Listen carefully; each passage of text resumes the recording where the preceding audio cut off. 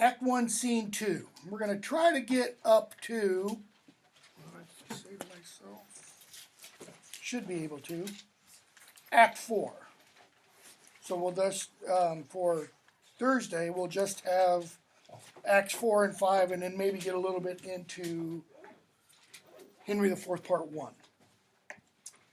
Okay, so what Shakespeare does in this play is, he doesn't necessarily do it all the time, but he does it fairly often, where you get an alternation between the court of Athens and either the rude mechanicals, okay, or the guys who spend their days working with their hands, or the fairies.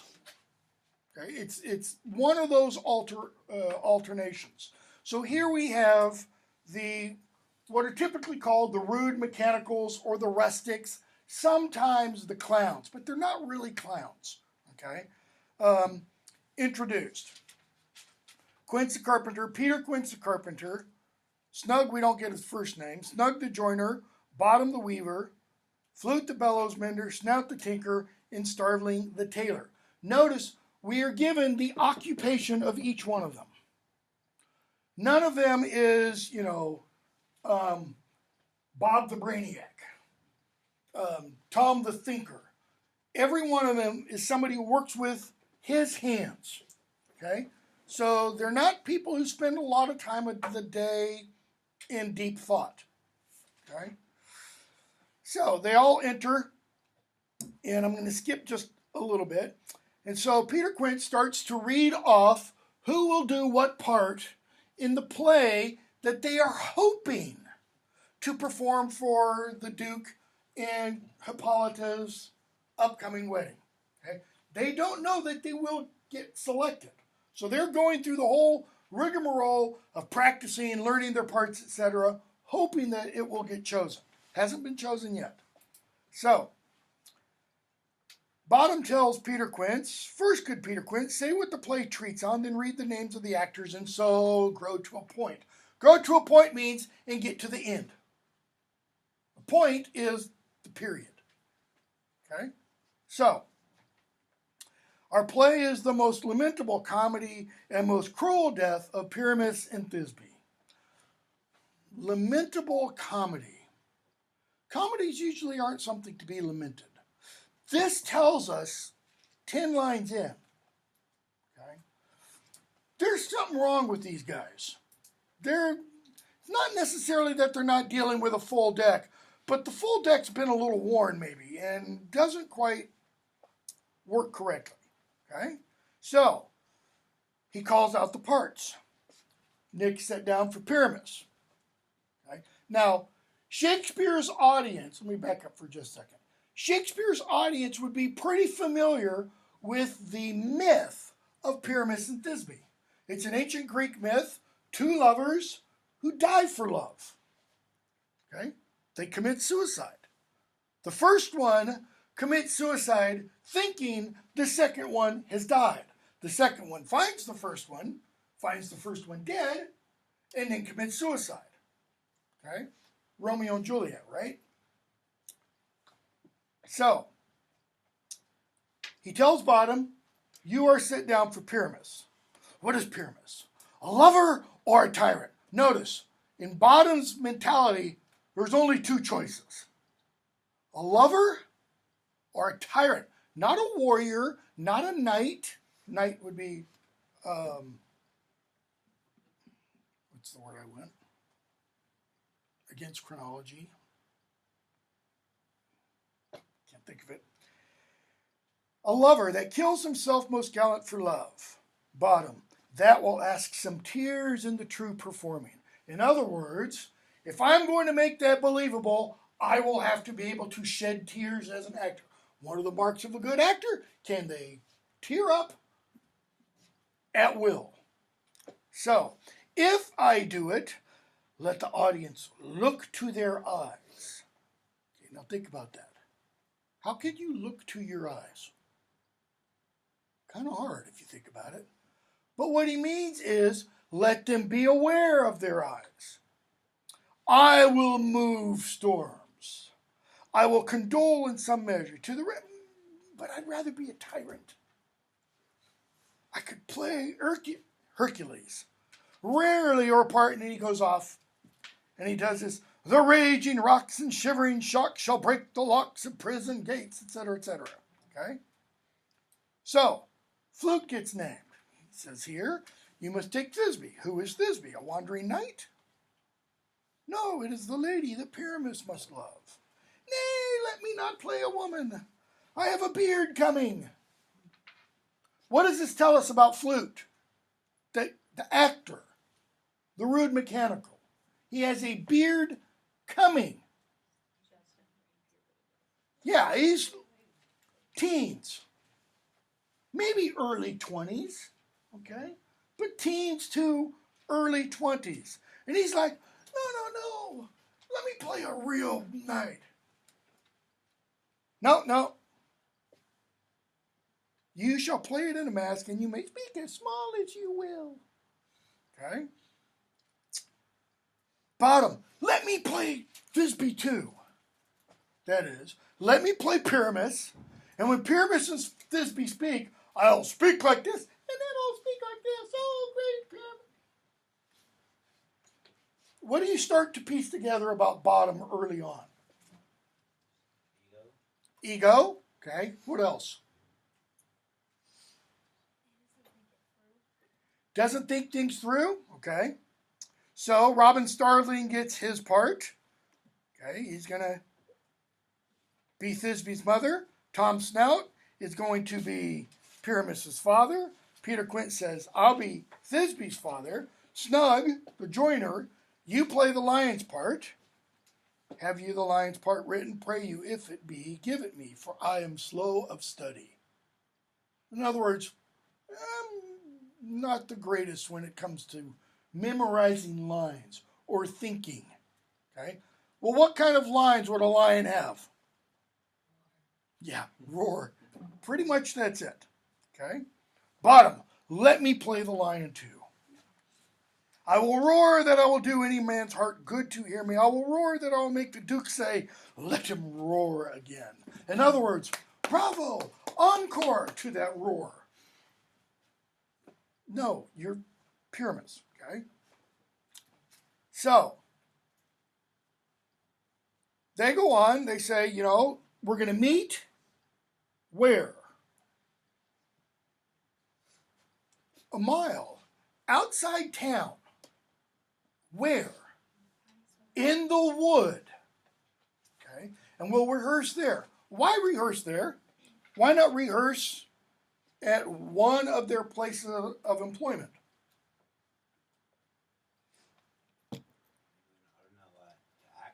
No, it's not that they're not allowed to act. So they won't be seen. So they can rehearse in private. Okay? Act 2. So, courtly scene, lower status, okay, Athens scene, fairies. Now, what are fairies? Because these are fairies. Puck is a fairy, Titania is a fairy, Oberon is a fairy, all the others are fairies. What's a fairy? What's the difference between a fairy and a human? Okay, we say mythological creature. Do they have wings? Not necessarily. Are any of the fairies referred to within the play as having wings? No. Puck says he can put a circuit around the globe in 45 minutes. Pretty fast when you think about it. 25,000 miles? Well, add the distance from surface of the earth to whatever distance Puck is flying away from that, and that gets increased. How does he? We're not told. Okay? In the Middle Ages, fairies were thought of beings similar to us in terms of height, size, etc. Okay? It's just they were inhuman. They came from a separate, different realm. Okay? They were not thought of necessarily as supernatural. Because supernatural means what? It's not natural. Supernatural. Super means, doesn't mean not. It means above. Supernatural is above the natural. That's why angels and demons are called supernatural. Why? Because the natural part in this formulation means physical. They are above, these creatures, above physicality. They don't have physical beings. Fairies do. Fairies have physical bodies. But how are their physical bodies different than ours? You read a little bit further on, and we are going to see Oberon on the stage, and a group of people are going to enter, people, humans. And Oberon will tell the audience, I am invisible. That's how we know they can't see him. So they can do what? They can make themselves invisible. Yes? It's almost like they're behind a veil to humans. Yeah, it's a good way of putting it. They're behind a veil, or our eyes are veiled. Tolkien uses the language in The Lord of the Rings, talking about Glorfindel. Okay? If you're familiar with The Lord of the Rings, I teach a course on Lord of the Rings, that they live, the elves in Tolkien's world live, if they came from the land west of Middle-earth, they live simultaneously in two places, in Middle-earth and in Valinor. And at one point in the Lord of the Rings, we hear about Glorfindel unveiled. That is, as he is on the other side. Kind of like Gandalf, if you're familiar again with the Lord of the Rings, when Aragorn, Legolas, and Gimli meet him again after he quote-unquote dies, and they see this old tattered gray cloak pull apart and this shiny white light come out. It's the real Gandalf inside. It's Gandalf the White. Okay? So the elves are kind of like that. They're not above nature, however. They are natural to their own realm of nature. See, the elves live in what is typically simply called the other world. It has a specific name in Celtic, Tirna Danan or something like that. Okay? It's the other world, which is why in medieval lore, and still today in England, I mean, there are some people who literally believe this. You're going on a hike, you're walking on through a meadow, and you see a circle of mushrooms or toadstools. You do not walk into that. Because that's a fairy circle. That, depending upon time of day, time of year, that may be a doorway into the other world. Okay? So, the fairies enter. Enter a fairy at one door and Robin Goodfellow, Puck, at another. The name Puck, I don't think Shakespeare knew this, but the name Puck, the word Puck or Pook, P-O-O-K, okay, it's Indo-European. That is, it goes back to 4,000, 5,000 BC. We see it in Celtic names. We see it in English, obviously. We see it in Germanic. We see it in Slavic languages. We see it in the Indian languages. And in all of the mythology where that name shows up, it references a trickster type being. We would think of it almost more popularly today as like a poltergeist. The kind of thing that you come in, you put your keys down, you go into the other room, you come back to get your keys and they're gone. That's a Puck at work. A trickster. Likes to play with our minds. How do we know? Listen to what is said. So Puck says, "Whither wander you?" And the other fairy says a bunch of things. And Puck when the other fairy says, the queen will keep her revels here tonight, Puck says, or will come here and on. Puck says, the king keeps his revels here and on. Take heed, the queen come not within his sight. And what happens? We get introduced to what? The second complication or conflict in the play? What do we find out is going on between Oberon and Titania? They're having marital issues. Notice, those aren't reserved for just our world. Okay? What kind of issues? Oberon is passing fell in wrath because that she as her attendant hath a lovely boy stolen from an Indian king. She never had so sweet a, and we have introduced the idea of a changeling. Shakespeare doesn't create this. This is medieval. What is a changeling? You swap the baby for a stone? Not for, for a stolen baby, okay? So what does that mean? The changeling is where the fairy or fairies or elves come into your house at night and they take your child and replace it with another. Usually the another is one of their own. Remember that scene, if you've seen it, in Marvel's The Avengers, when the Avengers are up on a spaceship or whatever, and they're talking about Loki, and, talking about all the people Loki's killed. What does Thor say? He's adopted. That's a, punchline, but it's this idea. Yeah, but he's not really my brother. Why? Because I wouldn't be related to anybody who did that.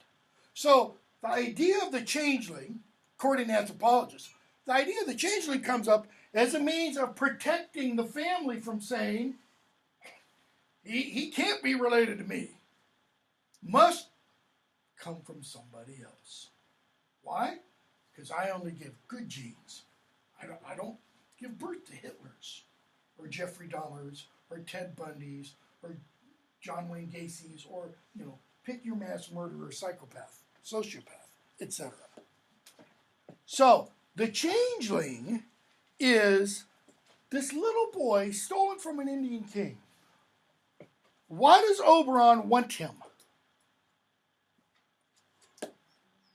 He wants him to serve him. That's it. Again, go back to the Middle Ages. Medieval literature and lore about fairies is usually about fairy abduction of us, humans. Where humans get taken to the other world as slaves. And for the most part, they're sexual slaves, both men and women, which is why they don't usually come back. There are a few stories that talk about going over and coming back. And when they come back, they're different. They're changed. It's almost like PTSD. Okay? And jealous Oberon would have the child, knight of his train, etc., etc. But she perforce withholds the loved boy, crowns him with flowers, makes him all her joy. So he says, and now, therefore, they never met in Grover Green by fountain clear or spangled starlight sheen, but they do square that all their elves for fear creep into acorn cups and hide them there. That gives us the first idea about Shakespearean fairies that are different from medieval fairies. The fairies can do what? Hide in acorn cups. Acorn cups is the little crown, I believe, at the top of an acorn. In other words, little tiny things. Not 6'5", Legolas or Tolkienian elves. It's one of the reasons Tolkien did not like Shakespeare, because he shrunk the elves. I was trying to make a word of dimutized. Shrunk the elves down to small size. So, the other fairy says, aren't you Robin Goodfellow? Are not you he that frights the maidens of the villagery, skim milk, and sometimes labor in the kern, and bootless make the breathless huswife churn, and sometimes make the drink to bear no barm, mislead night wanderers, laughing at their harm? Notice, laughing at their harm. This isn't innocent pranking. Misleading night wanderers means leading them away from their desired destination and out into danger. Puck. That's right. I am that merry wanderer of the night. I jest to Oberon and make him smile, and then he goes on and talks about the kinds of things he does. Notice, how are they speaking? What are they speaking in? Rhyme. The fairies rhyme all throughout the play. Right? In fact, this is the play in which Shakespeare uses the most rhyme. Okay? So, in comes Oberon, in comes Titania. Ill met by moonlight, proud Titania. Why moonlight? Why do they meet at night, not during the day? Because fairies are creatures of the night. Why? Think of what I said the other day about the difference between Athens and the wood. What does Athens represent? Law, rule, order, civilization, mind, rationality. The wood, the opposite of all those. Well, how do we symbolize, if you had to draw a picture, how do we symbolize thought or an idea? Light bulb. So what's the opposite of that? Darkness. The opposite of the sun is the moon. Okay? So, ill met by moonlight. What? Jealous, Oberon? Is she saying, what? Jealous Oberon. Like, oh, look, there's Oberon. Or is she saying, what? Jealous Oberon? What? Are you jealous? Yes, he is jealous. What's he jealous of? That she has another lover? It's going to be implied. He's jealous that she has the boy that he wants. Not that she's doing anything with the boy. Not that kind of jealousy. Fairy skip hints. I have forsworn his bed and company. Notice what she puts first. We're not having sex. In fact, we're not really even talking. And I kind of imagine some of the fairies go, too much information. Tarry, rash, wanton. Tarry, hold on, wait a while. Rash, what does rash mean? Impetuous. Okay? Not thinking through decisions. What does wanton mean? Yeah, I'm seeing a bunch of facial expressions. I don't know. Whore, slut.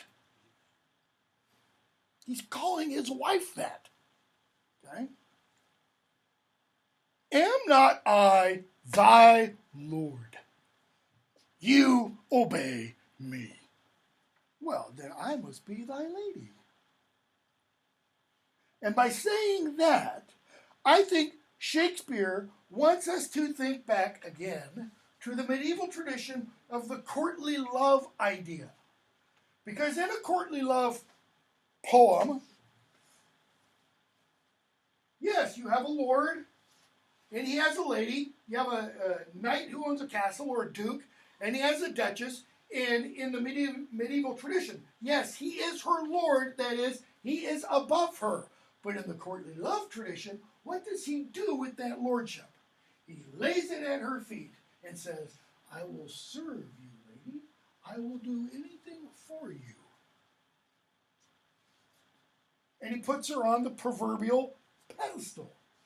So she's kind of turning the tables here. Well, if you're my lord, then I must be your lady. In other words, and if you want anything from me, you will do what I request. She says, I know when you left fairyland, the other world, and in the shape of Corin sat all day, playing on pipes of corn and versing love to amorous Phillida. Corin and Phillida are names, typical names that you see in pastoral poetry of the 16th century. Okay? Corin, the youthful swain, the guy who spends his life, his days out cutting hay or cutting wheat or tending the cows or sheep, etc. And Phillida is the farmer's daughter. What does she say he spends his time doing? Playing the pipe and singing verses to Phillida. You leave the fairy world and you take on the shape of a common boy singing sweet songs to your Phillida. Well, who is his Phillida, according to Titania? That bouncing Amazon, your buskined mistress and your warrior here. She says, you've been playing footsie with Hippolyta. And she must be wedded to Theseus. And you've come to do what? To give their bed joy and prosperity. How? By blessing it. Which is exactly what we're going to see at the end of the play. He goes, come on. How can you talk about me and Hippolyta when I know about you and Theseus? And he talks about various things in the Theseus myth. These are forged. No. You're not really jealous about those. Come on. I know what you're jealous about. And she gives us a big, long speech. This is 30 lines if you wanted to do it. Okay? And what does she say in this speech? What is going on in the natural world of humans, because of their separation? We hear, therefore, line 88, the winds piping to us in vain as in revenge has sucked up from the sea contagious fogs, which falling in the land hath every pelting river made so proud that they have overborne their continents. The ox therefore stretched his yoke in vain, the plowman lost his sweat, and the green corn hath rotted ere his youth attained a beard. The weather isn't normal. The crops are dying. The fold stands empty in the drowned field, and crows are fatted with the murrain flock. The 9 men's morass is filled up with mud, and the quaint mazes in the wanton green, for lack of tread, are undistinguishable. The human mortals want their winter here. 101, want. Lack. Winter, i.e., regular winter season, or proper observances of winter. No night is now with him or Carol blessed. Therefore the moon, the governess of floods, pale in her anger, washes all the air. And through this distemperature we see the seasons alter. Hoary-headed frost fall in the fresh lamp of the crimson rose.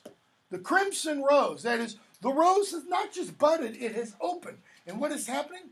There are frosts. Okay?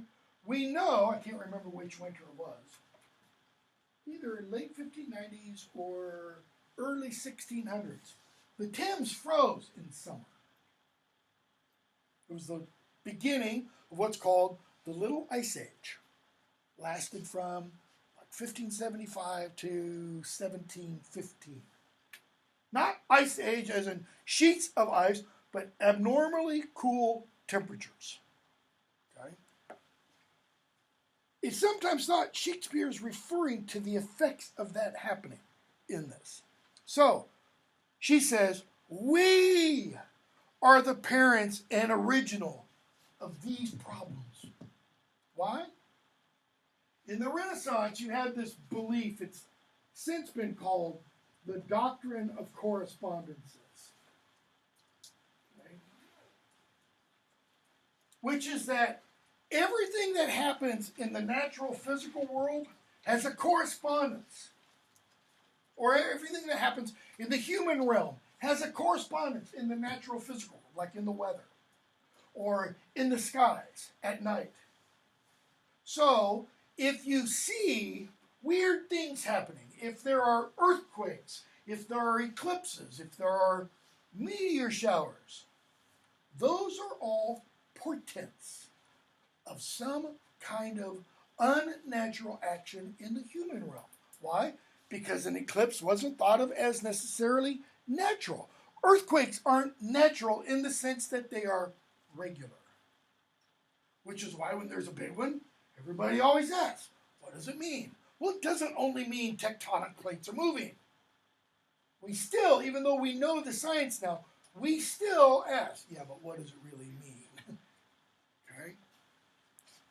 What does Oberon tell her? Then fix it.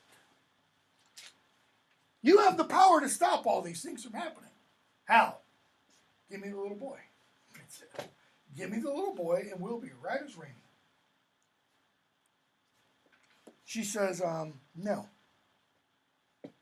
Nope. His mother was a votress of my order. That is, she worshipped. She's dead. I took him. Okay? So how long are you going to stay in this wood, he asks her. Till after Theseus's wedding day. In other words, you're here to bless the wedding. Well, kind of so am I. All right? Give me the boy, and I will go with you. Not for thy fairy kingdom. I wouldn't give you this boy if you promised me the entire fairy kingdom. So she says, away, and they leave. Oberon, okay, go that way. Thou shalt not from this grove till I torment thee for this injury. And so what does he do? He calls Puck. And what does he tell Puck to do? Remember? He says, yeah, I remember. You saw Cupid's arrow fly. We saw where it landed. Go. Get me that little flower that Cupid's arrow fell upon. Now, if Cupid's arrow fell upon it, what does it mean has happened to that flower? Yeah, that flower can be used to make somebody else fall in love with somebody else. Okay? It's like having Cupid's arrow itself, and you just walk around and start poking people with it. Okay? Bring me that flower. He says, I'll put a girdle round about the earth in 40 minutes. So Puck leaves, Oberon speaks. He gets a soliloquy. Okay? And he tells the audience, these are his thoughts. When Titania falls asleep, I'm going to use this. I'm going to put it in her eye. So that when she wakes up, the very next thing she sees, and notice what he suggests she might see. Be it lion, bear, wolf, or bull. Not fairy, not human, but what? Animal. See, part of this Doctrine of Correspondences is the idea of the great chain of being. This is a phrase created in the late 1600s by John Dryden, I believe, which you have at the top of the great chain of being, the highest of the angels, the cherubim and seraphim, and then you got the links all the way down to the very bottom, what today we would call, I don't know, nuons and gluons and antimatter, etc. Right? Within each of these, so you have the angelic realm, then you have the human realm, and then you have the realm of beasts. Notice where we are between angels and between beasts. So that sometimes when some great person dies, eulogists will say, he taught us to look to our better angels. That is, to rise above. Whereas somebody else might have led us downward to our more bestial side. Right? Yes? Would fairies be between beasts and humans? Fairies, because they kind of occupy an alternate reality of sorts, they're kind of in this place too. Or, if anything, they're slightly like between humans and angels. Okay? So what's he saying? He doesn't want her to meet a quote-unquote equal of sorts. Here, no. He wants her to devolve. Okay? He says, and she shall pursue that thing with the soul of love, and before I take this charm away, what? I'll get that little boy from her, and then I'll restore her sight. But the lovers come in, and he says, I am invisible. It's kind of like, Obi-Wan. And I will overhear their conference. Now, that production that I mentioned that my wife and I saw in 2002, it's really cool the way they did this, because they did what most companies do. The same actors play the fairies and the humans. So Oberon is Theseus. Titania is Hippolyta, in terms of the actors and actresses. Well, what they did for costuming is everybody was essentially wearing like pajamas, like striped pajama bottoms, tops, and such. But they had sewn into the pajamas like Christmas tree lights. And they had a little control right on their wrist so that when they were fairies, they hit the switch. And their costumes just lit up. So not so that the lights were on the outside, the lights were like on the inside of the fabric. So you got this gentle glow. It's pretty cool. Okay? I am invisible. Light comes on. So that the humans then can't see. So in come Demetrius and Helena. Why? Because Helena told Demetrius what Hermia and Lysander were going to do, right? So why does Helena follow Demetrius? Because she's in love with him and she But she knows he doesn't love her. So why does she follow him? Because she's in love with him. You don't have to answer. Have you ever been in love with somebody, or maybe, grade school or whatever, with somebody, that you just wanted to see that person, even if that other person didn't even acknowledge you? That's what she has bad. Just being in his presence brought her joy, even though he treated her like a dog. And what does she say? I am your spaniel. Hit me, So, I'm going to skip most of their speech. So Demetrius and Helena exit. And what does Oberon do? 245. Fare thee well. What does he call her? Nymph. What is a nymph?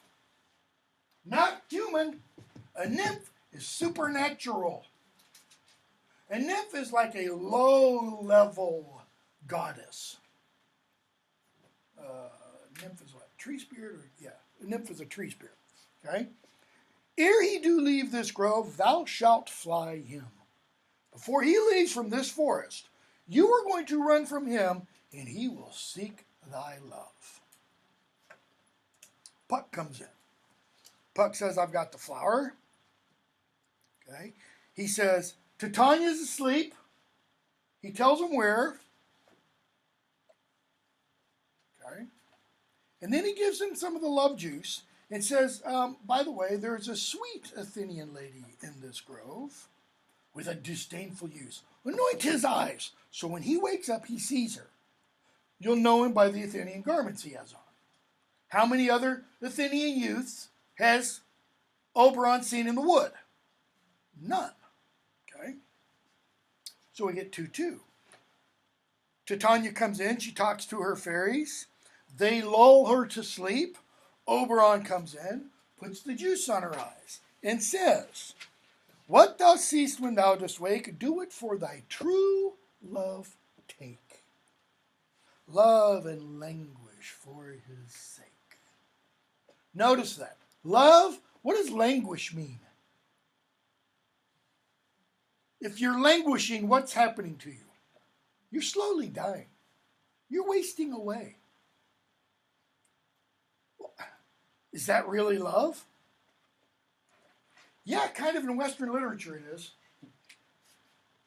A guy named Denis, or Dennis if you want, de Rougemont, that is Dennis of the Red Mountain, wrote a book in 1930s, 1940s called Love in the Western World. Right? In which he described love in literature in the Western world. And love always has what element to it? Death and dying. To really be in love means to be dying. Okay? It always has this negative, sad aspect to it. It is not your typical Hollywood rom-com. Sleepless in Seattle is not this. Why? Because in those films, what always happens? They get together and they live happily. It's the Disneyfying of this tradition. This tradition typically ends how?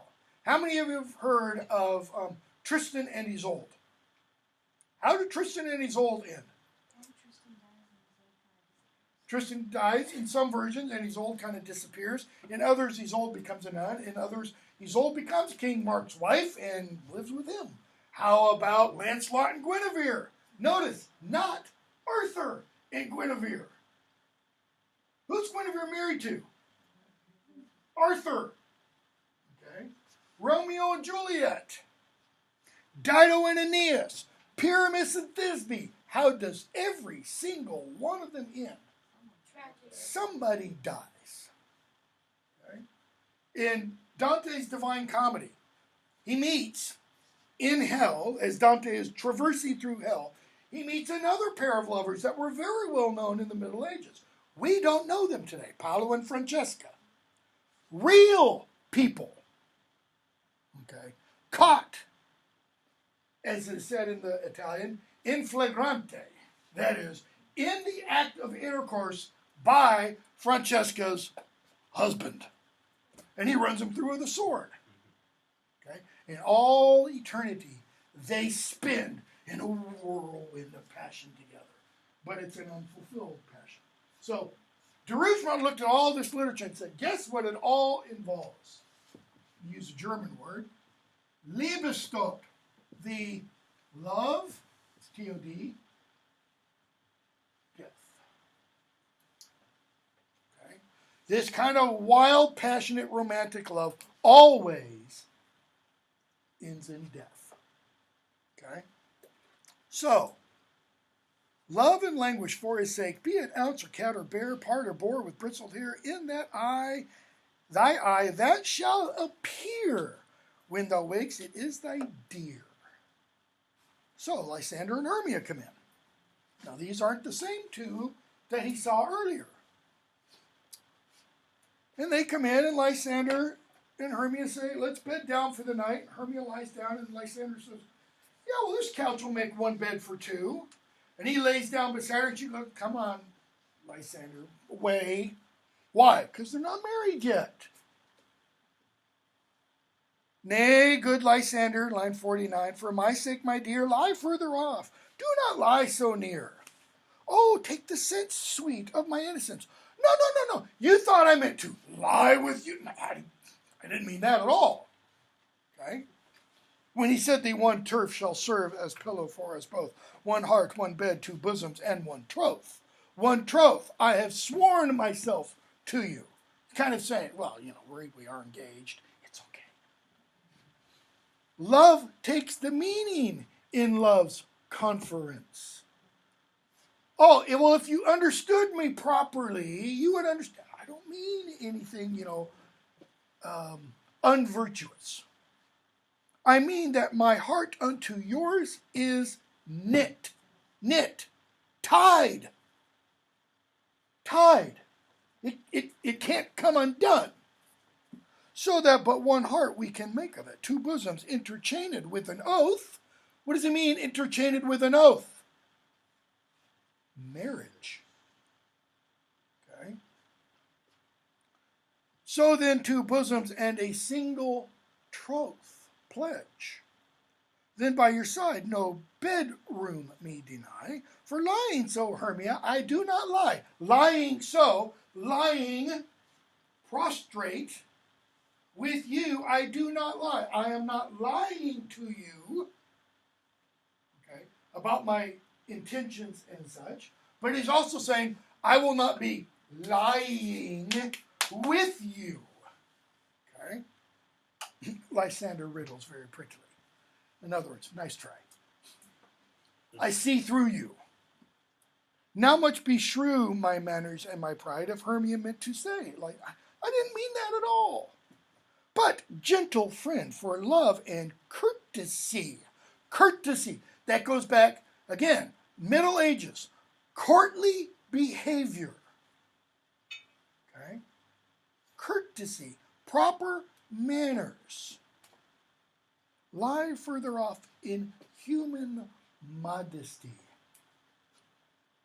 Such separation, as may well be said, becomes a virtuous bachelor and a maid. In other words, if we're going to be virtuous, this is what we have to do. So far be distant. And good night, sweet friend. Thy love ne'er alter till thy sweet life end. Thy love. What is his love? His love for her. It could also mean thy love, me, I will never alter till your life's end. See, thy love can be his affection for her, his commitment to her, or it could also be her. So why not till thy life's sweet end?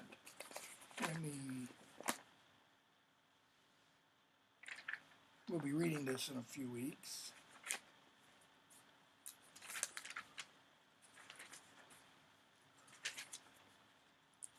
Shakespeare's sonnet 116.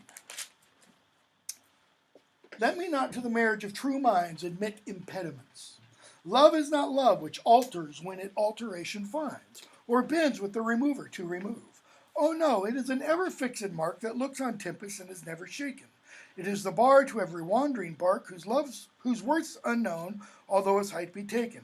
Love's not time's fool, though rosy lips and cheeks within his bending sickle's compass come. Love alters not with his brief hours and weeks, but bears it out even to the edge of doom. Love, if it's real love, Shakespeare's saying in the sonnet, does what? It doesn't die. It goes until when? Until death. As in the wedding, the words of the Protestant wedding ceremony, till death do us part. Not till a prettier face or a handsomer body do us part. Or not till I find a better opportunity or I get a trophy wife or I renew the model. Do us. Okay? Lysander, amen, amen to that fair prayer, say I. To which part of the fair prayer? I think it's to thy love ne'er falter or alter till thy sweet life end. Here's my bed, so Hermia falls asleep. Puck comes in. And what? Well, yes. I think that really kind of shows too what you're saying about they're not supernatural, they're just inhuman. Because if they were supernatural, they would have been all-knowing and you would have known, hey, these are the wrong people. Well, supernatural doesn't mean all-knowing necessarily. Well, having a higher knowledge of Okay. what's going on. Traditional Western understanding of God is all-knowing. But those beneath God, for example, notice God's not in the great chain of being. Why not? God is the only being. Everything else is derivative. Everything else is dependent. What does that word dependent mean? Yeah, literally, D, out of, away from, pendant. It hangs. It hangs from something else. What's the something else? God. Okay? So God's above this. All right? But the angelic orders aren't all-knowing. In the traditional Western Christian understanding, they don't know everything. They only know what God allows them to know. So Gabriel didn't know in the Christian story. Gabriel didn't know until God told him, Gabriel, go tell Mary she's going to have a son. Until that moment, Gabriel was totally clueless about that. Once God told him, then he knew. Okay? But what this does show, yes, they're natural like we are. So when Puck comes in, what does he do? He uses logic and reason. Because what did Oberon tell him? You'll know him by the Athenian clothes he has on. Well, there's Hermia. There's Lysander. He's got on Athenian clothes. Must be the man. So he puts the juice on his eyes. And what happens? Demetrius and Helena come running in. Helena sees Lysander. She wonders, is he dead? She says, Lysander on the ground, line 106, dead or asleep? I see no blood, no wound. Lysander, if you live, good sir, awake. Now, does she see Lysander over there and she stand there and go, Lysander, wake up? No. How does she know there's no blood or no wound? She gets down and she starts, checking him out. And shakes him to wake him up. And what does he say? And through fire I will, for thy sweet sake, transparent. Why transparent? It's like a light shining through her. Nature shows art, that through thy bosom makes me see thy heart. In other words, I see you as you really are, and you are the good. Aristotle said, the ancient Greek philosophers said, the purpose of all human existence is to seek the good. The summum bonum, the highest good. Okay? Which Socrates said is God. Not necessarily a Christian God, but just God. Okay? And he says, where's Demetrius? Oh, I'm going to get him. Why? Why is he thinking about Demetrius? Because Helena loves Demetrius, and what did Demetrius do? According to Lysander, back at the interview with Aegeus and Theseus, Act 1, Scene 1. Demetrius made love to Helena and won her heart. Oh, he deserves death for that. Okay? Don't know, Lysander. No. Hermia still loves you. Be content. Content with Hermia? No, I do repent the tedious minutes I with her have spent. Now, I'm trying not to say anything about the National Shakespeare performance in case you're going to do the extra credit. I am going to say this, though. I think they've got Hermia and Helena miscast. For this reason. According to the text of Shakespeare's play, Hermia should be shorter,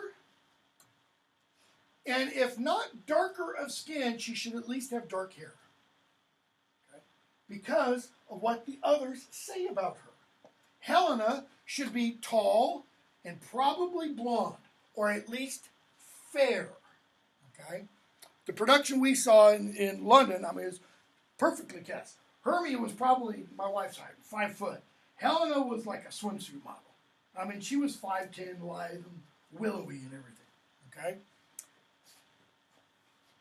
Not Hermia, but Helena I love. Who will not change a raven, Hermia, for a dove? Ravens are dark, right? Doves are white, generally. Okay? The will of man is by his reason swayed. And this is an idea Shakespeare's playing at in here. Okay? The will of man is swayed, directed, controlled by reason. Or at least, according to the Renaissance ideas, it should be. And reason says, you are the worthier maid. Well, why didn't his reason tell him that 10 minutes earlier? Skipping the fact that he was asleep 10 minutes earlier, but a few scenes earlier.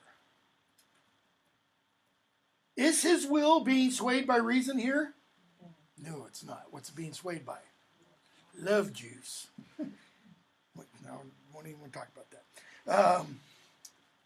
The will of man is by his reason swayed, and reason says you are the worthier made. Things growing are not ripe until their season.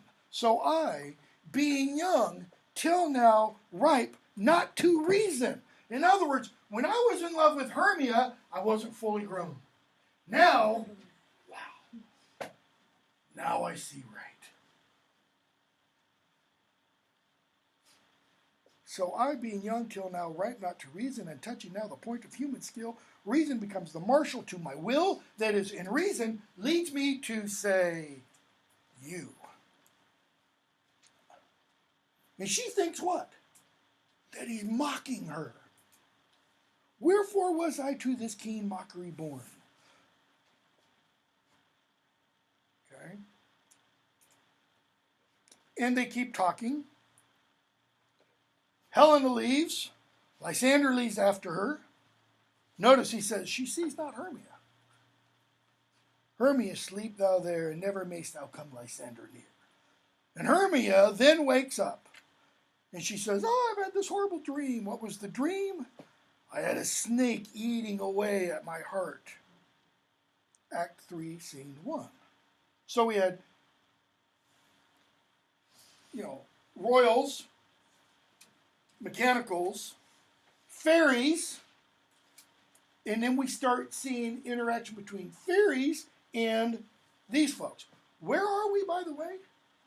We're in the wood, okay? So now the mechanicals come in and they start to put on their play. And I'm going to skip quite a bit of it just because we're running out of time. And Puck comes in and he sees them. Line 72. What hempen homespuns have we swaggering here? Hempen, hemp, the plant. CBD oil and all that kind of stuff. Okay? Why? Their clothes are made out of woven hemp, is what he's implying. These guys are dressed in, less than middle class clothing. Okay? So near the cradle of the fairy queen, that is where she's sleeping. What? A play? He sees what they're doing. He goes, ooh, this will be good. I'll be an auditor. I'm going to watch. Ooh, and maybe I'll get involved. Keep in mind, they can't see him.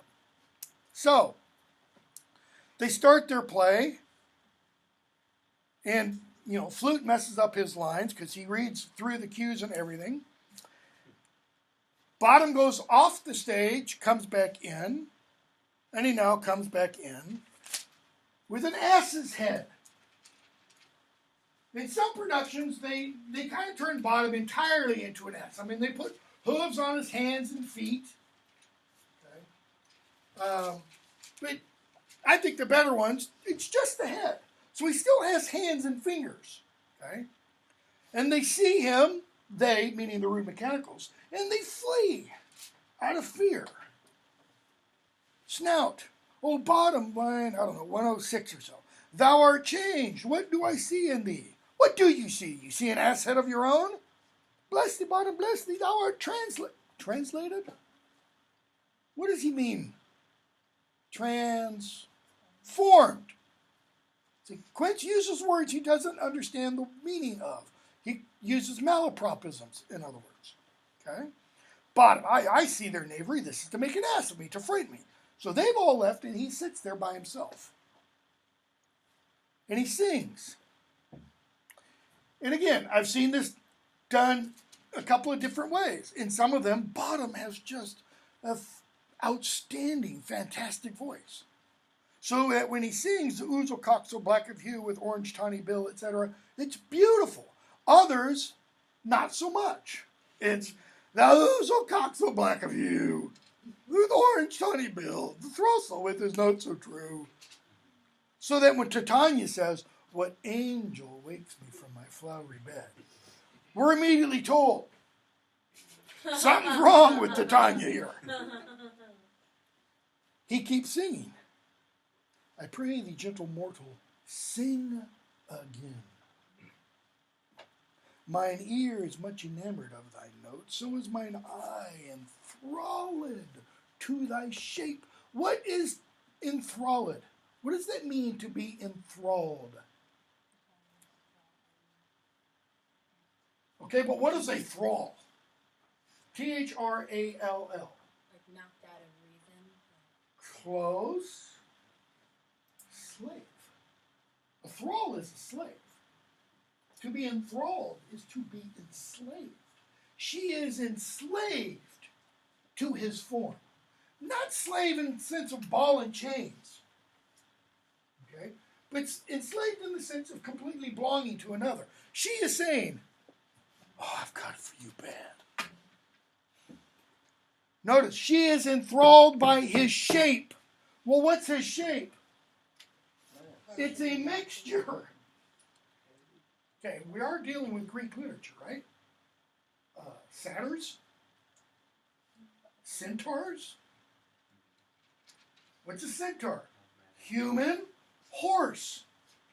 Satyr, human, goat. Okay. Combining animal and bestial. Why not this way? Human and above. Achilles, Hercules, human, God. They're demigods, right? Okay. So, and thy fair virtue's force perforce doth move me on thy first view to say, to swear, I love thee. Bottom. Methinks you should have little reason for that. Now, this little speech by Bottom, I mean, it's only 5 lines, is often entirely ignored. And yet I think it's pretty important. I think it's almost central to the play. Because listen to what he says. You should have little reason for that. Okay. Take the love juice out for a moment. Is there any reason for anybody to love Bottom in the current state he is in? No. Unless there's an ass-headed woman around somewhere. Okay. And yet, to say the truth, reason and love keep little company together nowadays. What does he mean? Love is very rarely reasonable or rational. Okay? That's what that literally means. Reason and love keep little company together today. So does that mean love is entirely irrational, against reason? The more the pity that some honest neighbors will not make them friends. Honest neighbors will make themselves, neighbor A, neighbor B, what? Friends. What is he saying? Love and reason should work hand in glove. They should work together. Okay? They shouldn't be antagonists. This is Bottom saying this. Bottom the ass. Often in Shakespeare, when you have a fool, the fool is the one who speaks the truth. Okay? Which we'll see in As You Like It, with the character of Jaques, who's kind of a melancholic fool. The more the pity at some honest neighbors will not make them friends. Thou art as wise as thou art beautiful. And it's that line that makes most discard what Bottom has just said. Well, how beautiful is Bottom? He's not. Does that mean his words are unwise? No. Why? Because what's wrong with Titania? Why? She doesn't think he's beautiful, does she? Because she's not thinking. Why does she say he's beautiful? Because she has love juice, passion, doing what? Controlling everything. What has happened to her reason? Out the door. Now her passion is totally in control. What has Bottom just talked about? What's another word for love in this instance? Passion. Passion and reason should what? Be friendly neighbors. They should work together. See, in the Renaissance, in the Middle Ages, this is the head, right? Well, what's inside the head? Mind. What does the mind produce? How does the mind work? Reason. Where are the passions? Here. Because that's where the heart is. This is above this. This should be in control of this. That's why Shakespeare says, that's why whoever it was said, the mind, Lysander, can control the will. Because the will comes out of where? It comes out of here. Okay? Thou art as wise as thou art beautiful. Not so neither. But if I had wit enough to get out of this wood, I have enough to serve mine own turn. She goes, no. You are not leaving this wood. I am a spirit of no common rate. I'm just not your run-of-the-mill garden variety spirit, you know. What does she mean? I'm queen of fairyland. And you are now what? You are enthralled to me. The whole medieval tradition of capturing people. He is now her slave. Okay? So she calls in her fairies to serve him. Oberon comes in after they all leave. This is where, when my wife and I were there, he comes down and he, right to where we're standing, and says, I wonder if Titania be awake. And my wife just said, because he paused, yes. No, yes. Then what it was that next came in her eye, and my wife replied. I was like,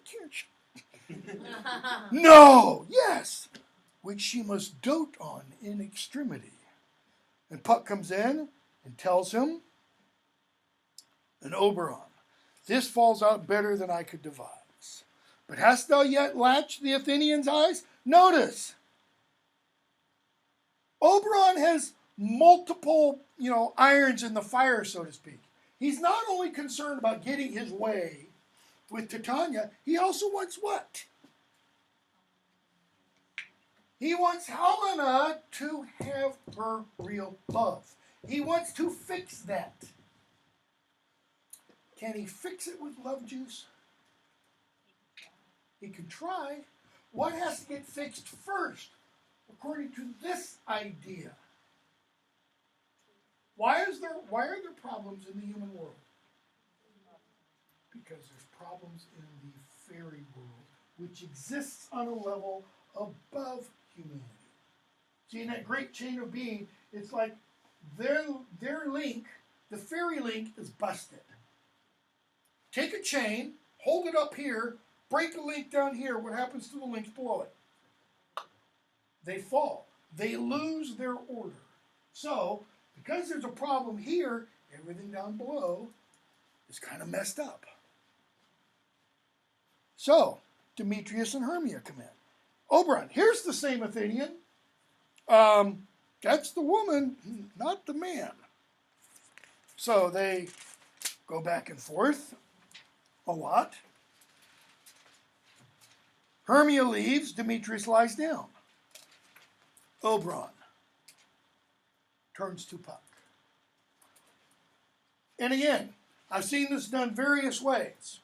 The way I prefer to see it directed is to have Oberon turn to Puck with just fury in his face. I mean, it's like his eyes turn all Sauron-y red, and he goes, what hast thou done? Thou hast mistaken quite, and laid the love juice on some true love's sight. What's the problem? You don't mess up true love. Why? Because it's rare. Princess Bride. How many of you are familiar with Princess Bride?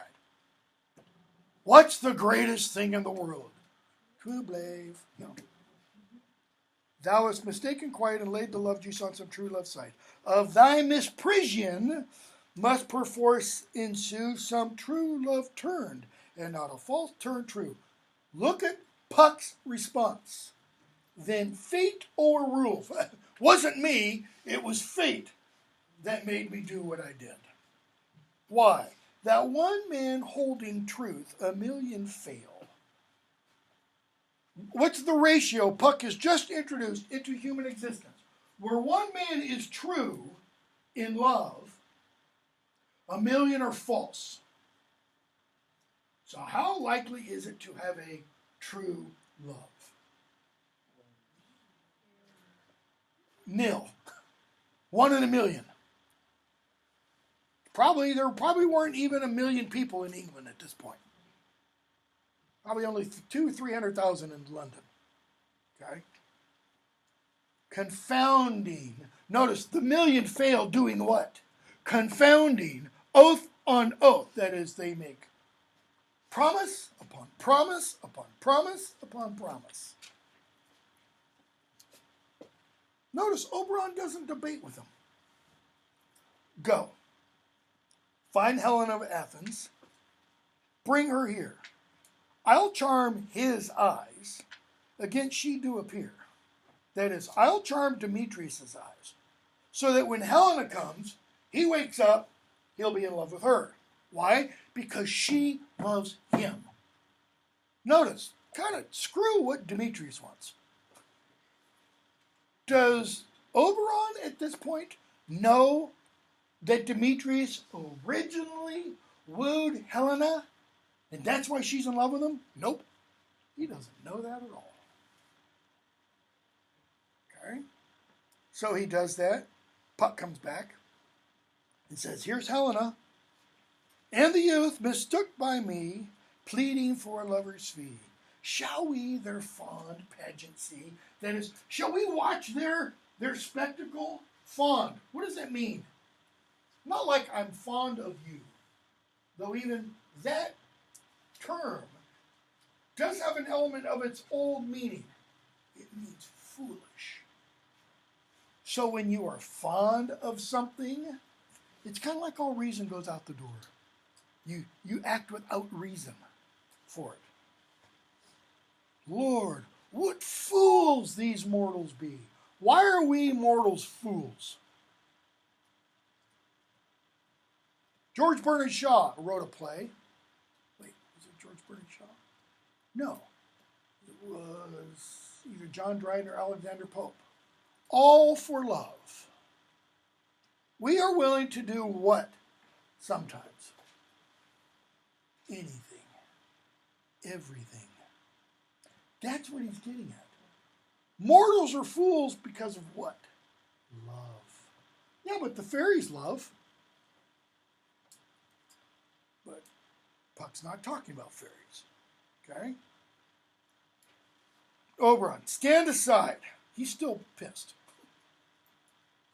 They wake. They make, the noise they make will cause Demetrius to awake.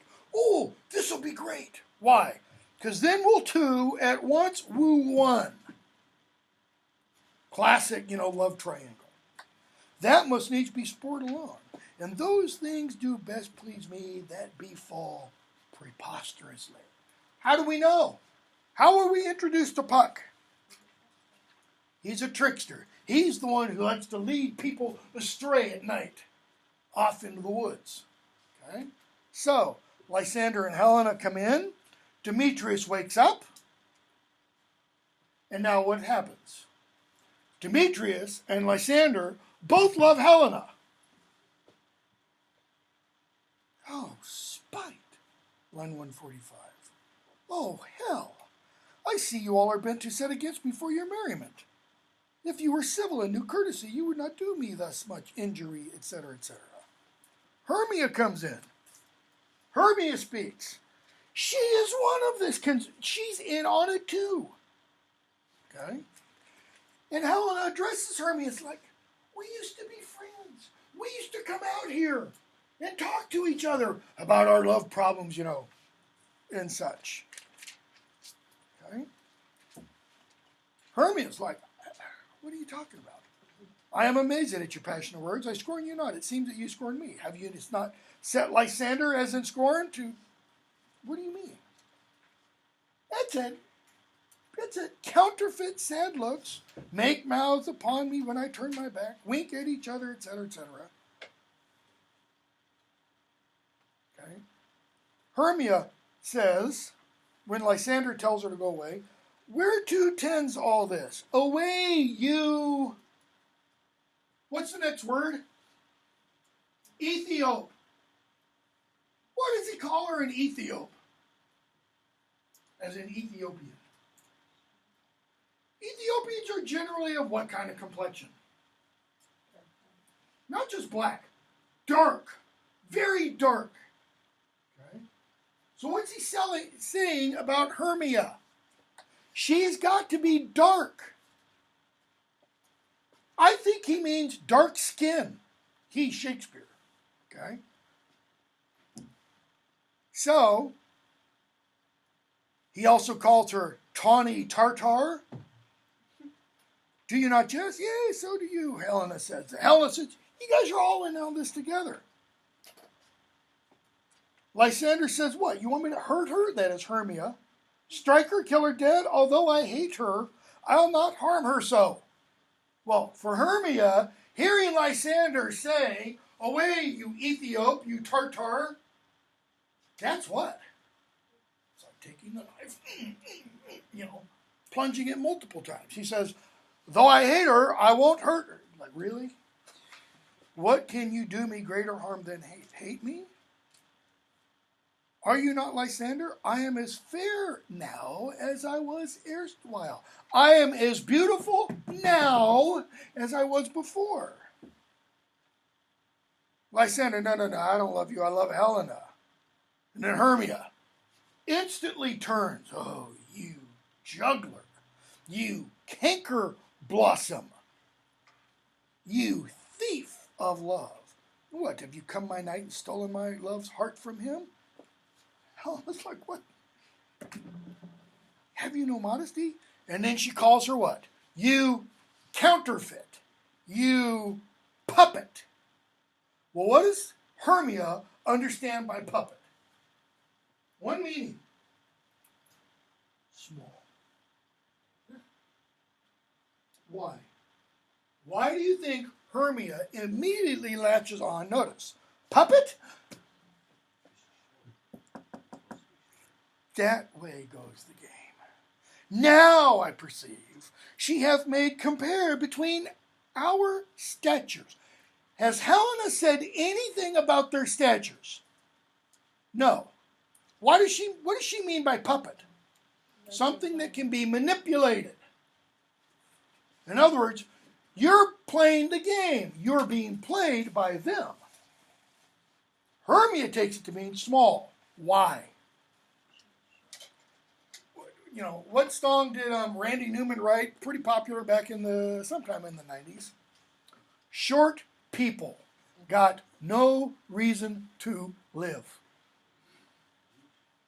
Pretty famous song. Okay, look it up. Short people often, I'll use one of my children as an example, my eldest daughter, look at things like this and they're like, yeah, I get that entirely. Now I perceive she hath made compare between our stature. She hath urged her height with her personage, her tall person. We immediately know Hermia as what? She's got a hang up about her size. I mean, this is a big old chip on her shoulder. Her height, forsooth, she hath prevailed with him. And are you grown so high in his esteem because I am so dwarfish and so low? And she jumps at her. She's going to claw her eyes out. How low am I? Not so that I can't. Helena, oh, pray help. No. You perhaps may think because she is something lower than myself that I can match her. Lower again? So you get the great quote-unquote fight scene. It's not really a fight scene. It's really, the guys are trying to keep Hermia away from Helena. Okay?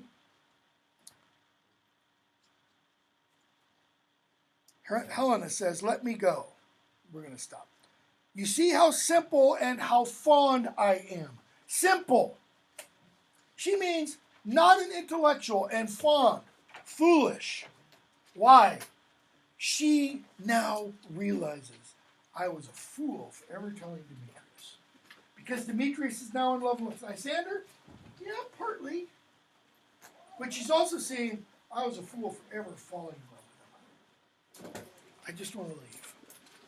We'll pick up there when we come back on Thursday. Almost got to